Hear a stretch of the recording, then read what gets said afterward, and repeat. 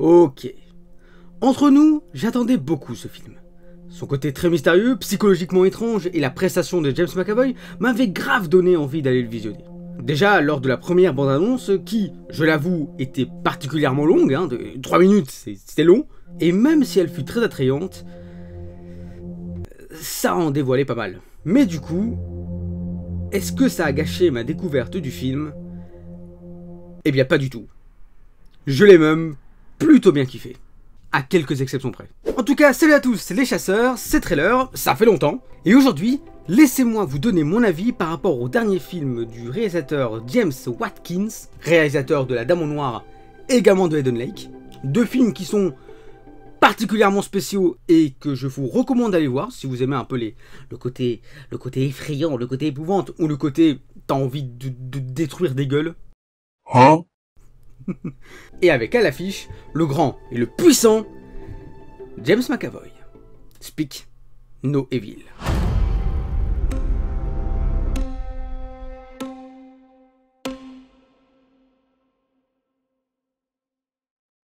Alors, Speak No Evil nous entraîne dans l'univers complexe d'une famille américaine résidant à Londres. Et lors de leurs vacances en Italie, ils rencontrent un couple britannique charmant accompagné d'un enfant malheureusement muet. Malheureusement. Après quelques semaines passées à Londres, la famille reçoit une invitation de ce couple pour un week-end à la campagne. À leur arrivée, ils sont accueillis chaleureusement par leur hôte, dont la courtoisie et la bienveillance semblent exemplaires. Tout paraît parfait. Des rires sont partagés, des conversations sont animées, et tout ça englobé d'une atmosphère assez accueillante. Et pourtant, à mesure que le week-end avance, des signes subtils mais inquiétants commencent à s'émerger. Le comportement du couple devient de plus en plus étrange, et leur fils, déjà mystérieux, cache un secret particulièrement troublant. Et bientôt, cette escapade idyllique se transforme en une véritable descente aux enfers dans le sud d'Angleterre. Ça suffit! Hey, mais ça va pas, non? Je veux charger la voiture et je veux qu'on s'en aille. Alors, pour la petite histoire, avant d'aller visionner le film, j'ai regardé une vidéo d'une fille qui se trouvait sur TikTok où elle parlait de 3 films d'horreur qu'elle avait vus et qu'elle ne voulait pas revoir. Pas parce qu'ils sont mauvais, au contraire, mais parce que justement ils sont beaucoup trop troublants, la fin est étrange, ou alors c'est le genre de film où tu ne peux le voir qu'une fois. Par exemple, j'en vois beaucoup citer La Ligne Verte comme étant un film terrible et qu'ils ont envie de le voir qu'une seule fois parce qu'il est trop triste. Et c'est alors que le titre Speak No Evil a fait surface. Bon, je précise qu'il ne s'agit pas de ce film-là, mais bien de la version originale sortie en 2022. Parce que oui, cette version de Speak No Evil est un remake d'un film sorti il y a 2 ans. C'est fantastique. Et apparemment, c'était une belle version danoise et néerlandaise, apparemment. Alors, malheureusement, je ne l'ai pas encore découvert, mais je pense que je vais le faire d'ici ce soir ou quoi. S'il faut, je vous donnerai mon avis sur Discord ou sur X. Enfin bref, rien que ça, du coup, ça m'avait donné beaucoup plus envie de le voir, encore plus qu'avant. De plus, comme je l'ai mentionné avant, la bande-annonce m'avait grave donné envie, en fait. Qui, malgré sa longueur, m'avait complètement captivé. Et en soi, ça, c'est un problème de nos jours, de faire des bandes-annonces qui durent extrêmement longtemps, qui dévoilent pratiquement tout. C'est... Non, c'est terrible, en vrai. 3 minutes de trailer pour un film, c'est... Tu peux tellement résumer le film en 3 minutes, en fait. Et c'est ce qu'ils ont pratiquement fait. Quand je vois le film et quand je vois la bande-annonce, j'ai... Bon, il y a quand même pas mal d'infos qui ne sont pas dans la bande-annonce, mais je veux dire, allez, il y a quand même pas mal de scènes terribles qui se trouvent dans le film, et qui se trouvent également dans la bande-annonce. C'est... 3 minutes, c'est assez terrifiant, en fait. Mais néanmoins, ça n'a absolument rien diminué de ma hype pour aller le voir. Les extraits que nous avons vus dans la bande-annonce sont magnifiés dans le film, en fait. L'ambiance, elle est particulièrement immersive. Dans le film lui-même. Par exemple, comme ça, mais dans la bande-annonce, il y a une scène où les 2 gamins commencent à danser. Ils font une danse devant les parents, et le père s'énerve, etc. Mais dans le film, cette scène-là, elle est encore 2 fois plus troublante, en fait. Elle est 2 fois plus stressante, tu te demandes ce qui va se passer, etc. Dans la bande-annonce, ils ont montré la scène, mais dans le film, ils l'ont embellie. Ils l'ont rendue beaucoup plus belle. Et ça c'est cool. Je me suis retrouvé par moments à attendre avec anxiété pour savoir ce que les parents allaient faire dans les prochaines minutes. Et chaque scène possède cette même tension. Tu te demandes ce qu'ils vont faire. Dès les premières images de la bande-annonce, tu voyais que les parents cachaient quelque chose d'inquiétant et troublant. mais tu savais pas quoi. Enfin, je veux dire, bon, voilà. Et dans le film, bah, c'est pareil, et c'était intriguant tout du long. Je me suis pas fait chier en fait durant le film. Le film il dure 1h50, je ne me suis pas fait chier. C'était beaucoup trop intéressant et intriguant pour s'emmerder en fait. Quant à la fin, nous y reviendrons plus tard dans la partie avec spoiler parce que j'ai besoin de réponses. Je me suis fait une petite interprétation, mais je sais pas vraiment dire si c'est la bonne interprétation ou alors si c'est beaucoup moins complexe que ça. Enfin bref, on va en reparler plus tard. Alors, l'une des raisons qui font que ce couple paraisse particulièrement dérangeant est premièrement grâce à la prestation des acteurs. Putain, James McAvoy. Il est terrible. Il est terrible. Il est terrible par le fait qu'il n'est pas si méchant que ça. Dans le film, tu le vois pas en tant que méchant, tu le vois comme un mec bizarre. Il est trop gentil, trop. Ça cache quelque chose. Et il a tellement bien joué ça. Oh bah dis donc, c'est vraiment adorable de dire ça. Je veux dire par là, il parvient à allier une amabilité presque trop parfaite à des moments de perte de sang-froid inattendus. Ce qui rend son personnage d'une profondeur assez intéressante. Et même en ce qui concerne sa femme, interprétée par Aislinn Franciosi. De ce que j'ai vu en tout cas, je l'ai déjà vu dans un film dont je sais plus le nom, mais il apparaît là. Voilà, apparemment il est... Je sais plus s'il est bien, mais voilà, elle est là-dedans. Elle jouait dans quoi? Je sais même plus. Ah oui non, voilà, c'est ça, ouais. Elle a joué dans le dernier voyage du Déméter. Bon, c'était sympa. C'était pas grandiose non plus, mais je trouvais pas si dégueulasse que ça, dernier voyage du Déméter. Voilà, mais ça c'est autre chose. Mais son jeu mélange douceur avec une subtile gêne, créant un personnage captivant et assez immersif.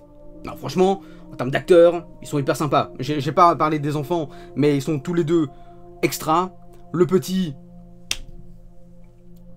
terrible. Les dernières scènes, elles sont terribles, vraiment. Et le couple d'Américains, ils font le taf aussi, hein.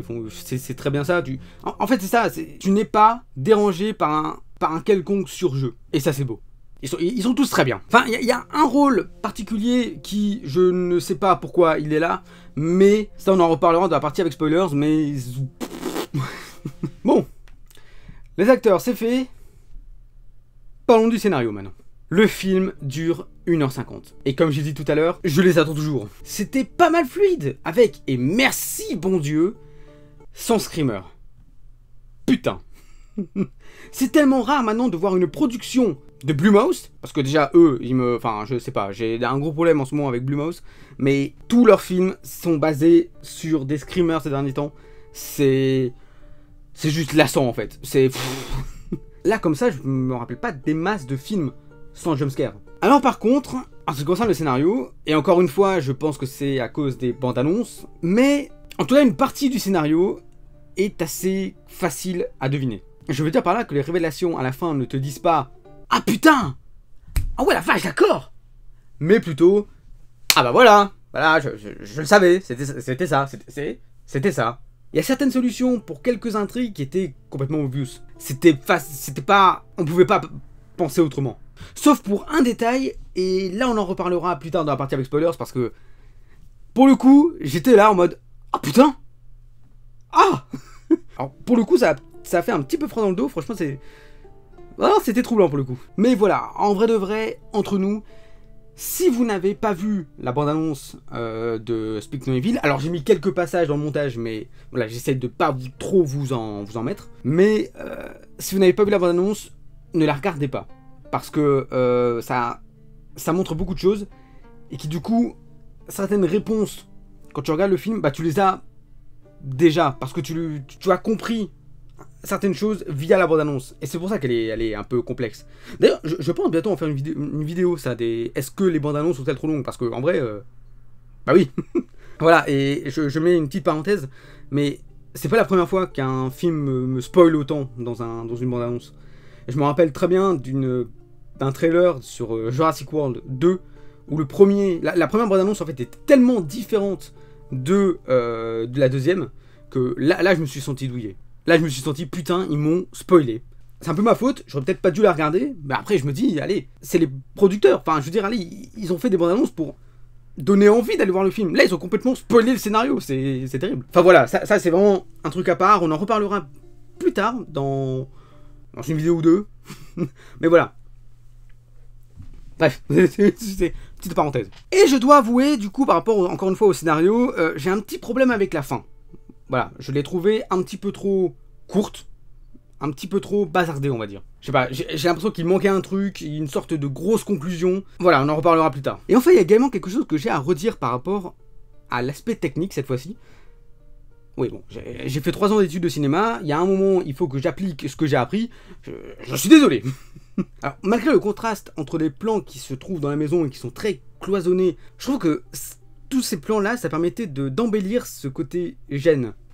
Vous voyez? Ce côté gênant. Qui te donne pas mal de mal à respirer. Ouais, en fait, voilà, ça t'étouffe.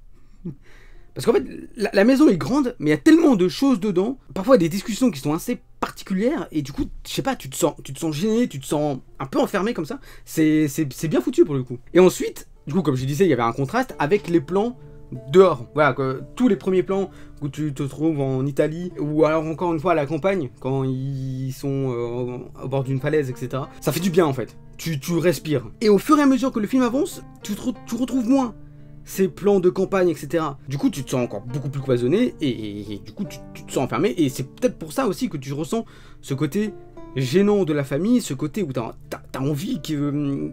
T'as peur de ce qu'ils vont faire en fait. Mais il y a quelques moments, surtout vers les 3/4 du film, il y a un bon gros plan fond vert. Il est particulièrement dégueulasse. voilà. Alors, je sais, je pourrais pas faire mieux, je pense, parce que voilà, mais... Enfin, en fait, le truc qui était bizarre, c'est que ça alternait fond vert et vrai plan. Enfin, vrai décor. En fait, il y avait des moments, je trouve que l'éclairage était particulièrement pas ouf. Et avec le fond vert, etc., enfin, je sais pas, tu sentais le fond vert. Tu sentais que c'était des scènes faites après. Je sais pas, il y avait quelque chose d'assez étrange, où du coup, tu t'alternais entre beaux plans et des plans fond vert. Je sais pas. Je sais pas ce qui s'est passé de la production. Peut-être qu'il y a eu du coup des rajouts de scènes, etc. Enfin, des rajouts de plans. Mais voilà, c'était particulièrement bizarre. Mais bon, voilà, malgré ces toutes petites choses, le film, je l'ai trouvé très bon. Voilà, encore aujourd'hui, je l'ai vu il y a maintenant 3 jours. Et c'était très bien. Enfin, j'ai encore plein de bons souvenirs dans la tête. Enfin, des bons souvenirs. Bon, voilà, c'est un film qui fait peur en même temps. Bon, c'est pas des gros souvenirs, mais... Et encore hier, je reparlais du film. Je l'ai vraiment bien kiffé. Et ça m'a donné envie de revoir de voir la version originale. La version danoise. Voilà. Et pour le coup, encore une fois, je suis content parce que, entre nous, les dernières productions de Blumhouse, ça m'avait un peu saoulé et j'ai perdu foi en cette production en fait. Et carrément perdu foi en leur capacité. Par exemple, dernièrement, j'ai regardé Night Swim, que je ne vous recommande tellement pas. C'est vraiment pas dingue. Il y avait une belle idée, mais je sais pas... Wow, très classique, tu t'en fous, je suis désolé, mais tu t'en fous de la famille. Le père, qu'est-ce que j'en ai rien à foutre. C'est terrible. Five Nights at Freddy's. Alors, je vais pas dire que je l'ai détesté, parce qu'en soi, je ne connais pas vraiment l'univers, j'ai joué qu'au 4ème. Voilà, j'ai pas beaucoup de souvenirs de Five Nights at Freddy's. Pour ma part, ça se regardait, mais c'était pas fou malade, quoi. Et enfin, il y avait un dernier film, et alors celui-là, là, on est dans la quintessence du bordel. C'est Imaginary. Et ça, putain, c'est une belle fraude. Il pouvait tellement faire un truc sympa avec le côté ami imaginaire et tout. Je sais pas, c'était trop parti dans un délire. Ça m'a même pas fait peur, quoi. Même pas tremblé. Et encore une fois, toutes ces productions-là sont aidées par des jumpscares. Il y a des jumpscares partout. Et donc voilà, avec ces 3 dernières productions, j'avais perdu un peu confiance en Blumhouse, quoi. Mais pour le coup, Speak No Evil, il m'a grave réconcilié avec la production. C'était très bien. Et donc ouais, si vous aimez les thrillers psychologiques à l'aura très mystérieuse, je vous le recommande à fond. Voilà, je sais qu'il sort demain en France. Foncez-y, rien que pour la prestation de James McAvoy qui est sensationnelle. Voilà. La partie sans spoilers est terminée. On va passer à la partie avec spoilers. Si vous pensez le voir, je vous recommande d'aller à ce timecode là. Voilà. garanti sans spoilers à partir de là, donc voilà, ce sera la conclusion, en gros. Ça vous fera esquiver chaque petit spoil dans cette grosse partie avec spoilers. Mais si vous l'avez déjà vu ou que vous ne comptez pas le voir et que vous voulez savoir juste un petit avis, eh bien venez avec moi en direction des spoilers.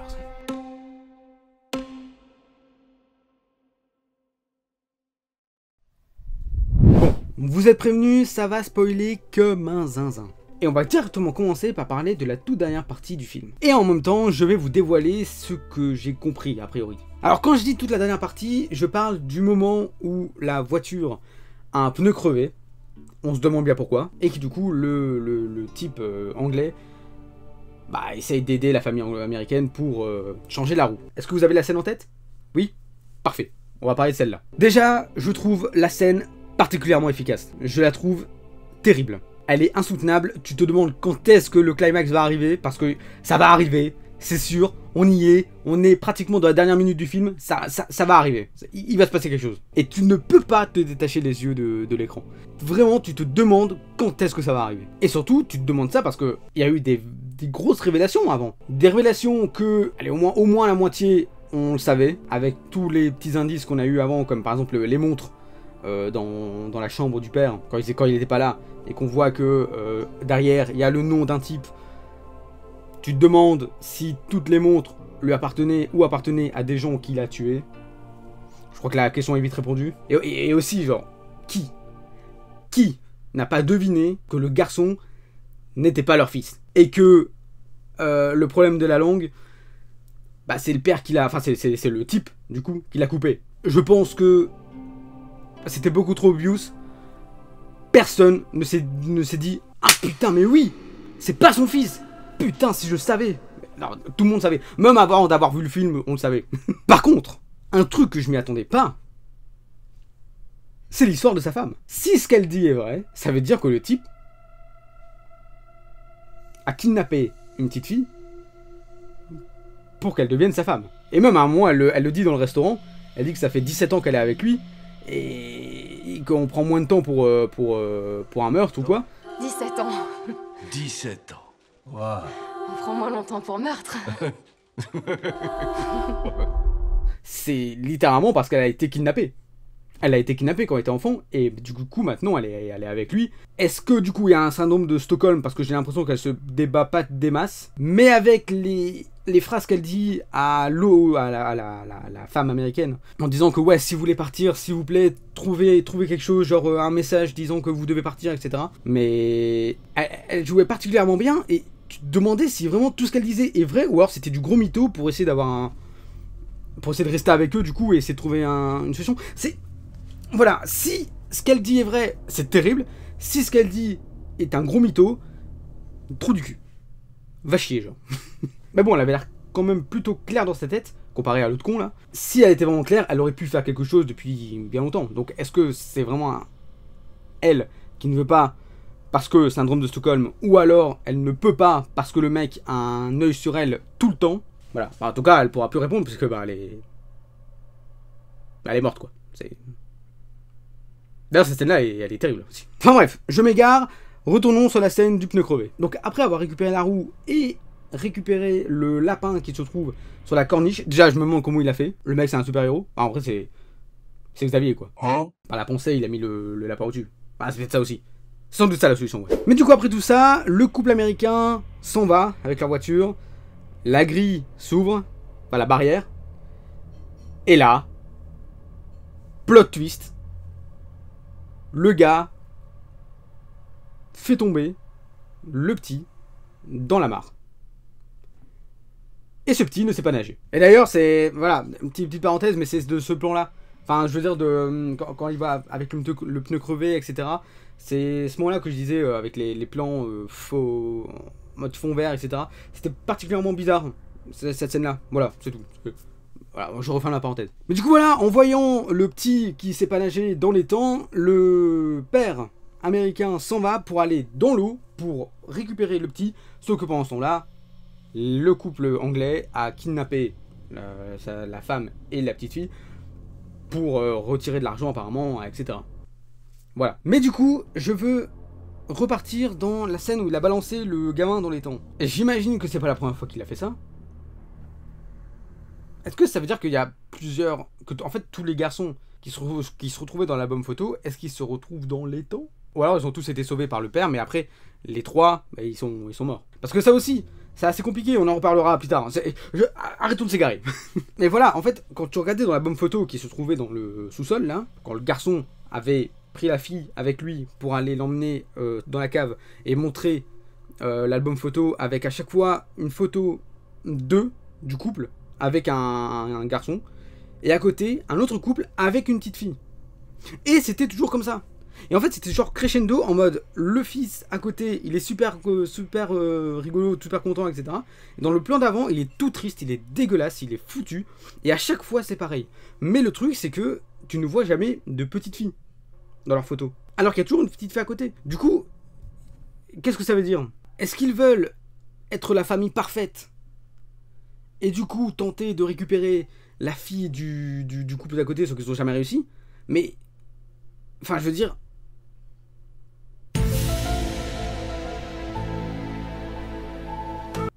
En vrai, c'est super complexe comme fin. Genre, je comprends pas des masses ce qu'ils veulent. Ok, d'accord, il veut être la famille parfaite. Du coup, il a imposé sa femme, qui est du coup une petite fille qui a été kidnappée et machin. Et ensuite, du coup, ils veulent un enfant. Mais apparemment, elle ne peut pas parce qu'elle a fait une fausse couche et tout. Elle ne pouvait pas avoir d'enfant. Et elle voulait absolument une fille. Mais pourquoi ils ont pris que des petits garçons, du coup? C'est quoi le but? Pourquoi? Et du coup, c'est ça, ils ont kidnappé des enfants d'autres couples en essayant d'avoir la perle rare. C'est horrible de dire ça. c'est horrible ce que je viens de dire, mais c'est ça en fait, c'est littéralement ça. Bah, attendez, je m'explique. Si on reprend tous les éléments, le type a une femme qu'il a kidnappée quand elle était enfant. Du coup, c'est devenu sa femme, et ça, déjà, c'est très chaud. Et dans l'album photo que le garçon a montré à la fille, il y avait un couple à côté d'eux, à chaque fois, mais eux, ils avaient un petit garçon, et l'autre couple avait toujours une petite fille. Comme le couple d'Américains avec eux, maintenant. C'est exactement le même schéma. Mais, pourquoi, sur chaque tentative, ils ont un petit garçon? Pourquoi faire? Parce qu'à la base, c'est ça, ils veulent une petite fille du coup. Mais pourquoi avoir un garçon sur chaque photo? Je suis perdu. C'est un film vraiment à décortiquer. Je comprends peut-être qu'on comprend plus de choses dans le premier. Enfin, j'ai entendu des choses par rapport au premier, genre que ça se finit mal. Mais s'il y a plus de réponses ou des trucs un peu plus logiques, enfin, en fait, je comprends pas. Mais du coup, ouais, voilà, la femme, elle voulait absolument un enfant. Elle voulait absolument une fille. Est-ce que c'était donc ça le but final? Est-ce que c'était pour ça que le couple américain était venu? C'était pour que ils prennent leur argent, pour que voilà, ils arrivent à, encore une fois, à avoir leur belle maison, etc. Et en même temps, de kidnapper leur fille. Est-ce que du coup, toutes les démarches, les choses qui se sont produites durant tout le film, est-ce que, même à un moment, elle a voulu essayer de l'endormir? Mais je sais pas si c'était l'endormir ou la tuer, parce que vu la dose, je suis pas sûr qu'elle se réveille pour le coup. Mais voilà, en vrai c'est compliqué. Même il y a un moment où la femme du coup, du type bizarre, commençait à donner des ordres à la fille comme si c'était sa mère. Je comprends pas. Enfin si, je comprends pourquoi, mais... En fait c'est ça, je comprends pas leur intérêt à la fin du film. Mais du coup, je viens de voir dans mes notes, mais j'ai mis tenter de les appâter en balançant le petit dans l'eau pour qu'ils reviennent et qu'ils récupèrent la fille pour qu'elle devienne la leur. Je viens tout juste de m'embrouiller là. Je viens de m'embrouiller avec moi-même. C'est terrible là. On est où là? Oh. Mais non mais c'est... C'est ça. Ils voulaient une fille. Ils ont pris le couple américain pour tenter d'avoir la fille. Mais pourquoi montrer un album photo qui montre pas fort vraiment ce qu'ils veulent? Je comprends pas. Ou alors ils veulent juste être normal à la vue des autres. C'est ça, ils veulent montrer que leur famille est parfaite aux yeux des autres en fait. C'est peut-être ça aussi. Ils ont peut-être peur du regard des autres et du coup ils veulent avoir la famille parfaite. Et pour avoir la famille parfaite, ils veulent un garçon et une fille. Ou un garçon ou une fille. Voilà. Si vous avez compris un peu la fin ou que vous avez une autre idée en tête, dites-la dans les commentaires avec une petite mention spoilers quand même au cas où. Mais voilà, je serais très curieux de savoir ce que vous avez compris par rapport à la fin parce que putain, je suis perdu. Là je vais m'embrouiller tout seul, hein. Je suis un connard. Hein. Mais du coup, c'est pour ça aussi, j'avais dit dans la partie sans spoilers, mais pour moi c'est ça, la fin est complexe. Mais est-ce que complexe parce que incohérence, ou complexe parce que j'ai pas compris grand chose? C'est ça aussi, un peu. Il y a des moments où je peux être con. Hein. Mais voilà, après un grand final en mode chasse à l'homme, et ça j'ai plutôt bien aimé, parce que avec le contraste de ce qu'il disait à un moment dans le film, il parlait avec le père américain, le fou.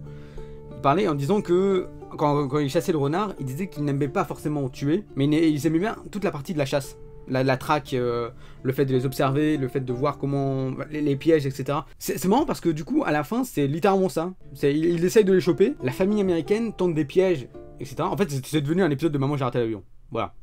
Mais parce que là, ouais, c'est littéralement la même chose, c'est une chasse d'homme à homme. Et dans cette scène-là aussi, il y a un plan que j'ai pas mal kiffé. Alors, c'est un plan assez classique, hein. C'est genre, t'as le mec. Alors, un autre type, hein, c'était le mec du restaurant. Ça aussi, d'ailleurs, on peut le deviner via les premières minutes du film.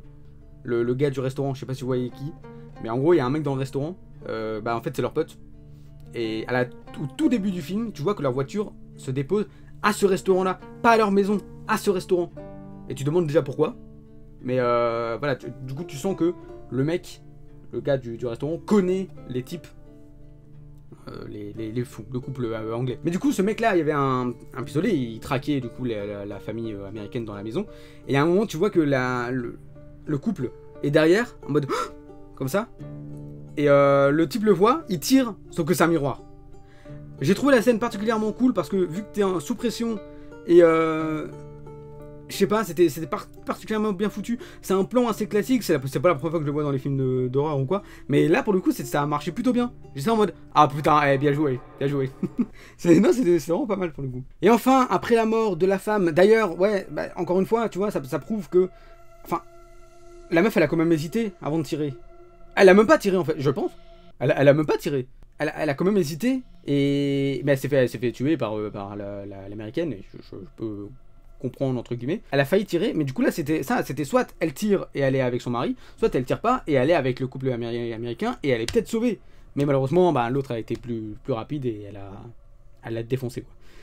Et ça, c'est assez terrible aussi. Hein, parce que là, encore une fois, tu peux te dire, est-ce qu'elle était vraiment innocente ou pas? Je sais pas. Et du coup là, après la mort de la femme et la destruction du garçon vers son faux père, d'ailleurs gros chais dans ta gueule.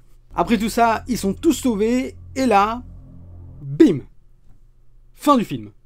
T'as le générique. Alors on peut finir comme ça, d'accord, je peux comprendre, mais j'aurais bien aimé une petite conclusion, un petit genre 2 semaines plus tard ou quoi, pour voir ce qu'est devenu le garçon, voir ce qui s'est passé avec ses parents. Bon, j'imagine qu'ils sont morts, du coup, quand il a montré sa montre et tout. J'aurais bien mis une petite conclusion, ouais, un petit truc, genre 1 semaine après, ou genre 1 mois après, voir ce que ça donne, voir que les flics arrivent à la maison, ou des trucs dans le genre. Je sais pas, je trouve qu'il manquait un truc. Je trouve ça a trop bien coupé. Ça fait BAM! Voilà, ils sont sauvés, d'accord? On arrête le film, c'est bon. Ils sont sauvés, on est tous contents, let's go. Je trouvais la fin vraiment expédiée. Voilà. Après la mort du couple anglais, je trouvais clac, clac, clac, clac, clac, fini. Voilà, terminé. C'était un beau film. GG. Et il y a aussi une autre scène que j'ai bien kiffé. Il y a une scène et un plan en fait. Il y a une scène qui se... la scène de la danse, que j'ai parlé sans spoilers, que j'ai trouvé particulièrement intéressante parce que elle était trop bien. J'ai trouvé tellement intrigante et je voulais voir je voulais voir avec appréhension ce que le faux père allait faire. En plus, du coup, je me demande dans cette scène-là, via cette scène-là, si en fait le petit garçon n'était pas sourd. Quand il commençait à danser, du coup, et il n'arrêtait pas de fixer la fille. Alors peut-être pour voir ses mouvements, mais j'ai l'impression que c'est parce qu'il n'entendait pas la musique. Et du coup, il faisait les mêmes mouvements et c'est pour ça que c'était approximatif, parce que il sait juste pas entendre la musique. Donc, voilà. Et du coup, toute cette scène-là, elle est assez terrible parce que, encore une fois, James McAvoy est un monstre et t'avais trop peur de ce qu'il allait faire, trop peur de comment il allait réagir et tout. Et en parlant de James McAvoy, il y a un plan qui est terrible. Quand il y a le couple américain qui s'engueule entre eux, parce que au restaurant, le mec avait l'impression que sa femme le rabaissait parce que il ne faisait pas autant l'amour avec elle et tout. Voilà, c'est un délire. Et pendant quelques secondes, je me rappelle vraiment, je suis devenu Leonardo DiCaprio avec le parce qu'il y a un moment, c'est subtil, c'est tellement petit, mais en gros la fenêtre de leur chambre, il y a une petite de la fenêtre, la porte de leur chambre, il y a une fenêtre dedans, et tu vois le visage du type qui regarde comme ça, il voit leur engueulade, et après il s'en va. Et c'est tellement subtil, parce que tu peux tellement passer à côté. Pour le coup, j'étais là, je fais... Hey. Oh. C'était terrible. Enfin voilà, malgré toutes ces petites choses que je vous ai dites, et également les scènes qui m'ont vraiment marqué, eh bien j'ai vraiment bien aimé ce Speak No Evil, et que je recommande absolument d'aller le voir, parce que c'est vraiment très bien. C'est vraiment très très bien. Et si vous n'avez pas envie, et...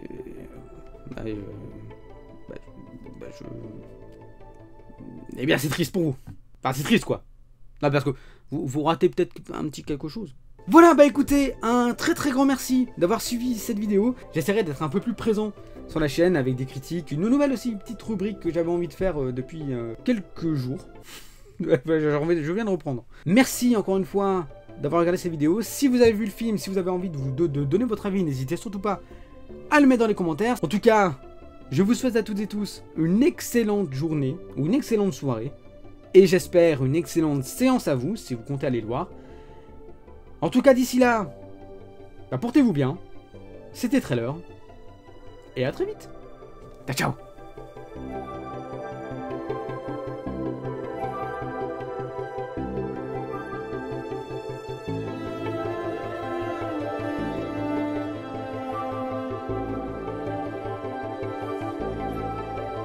Huh?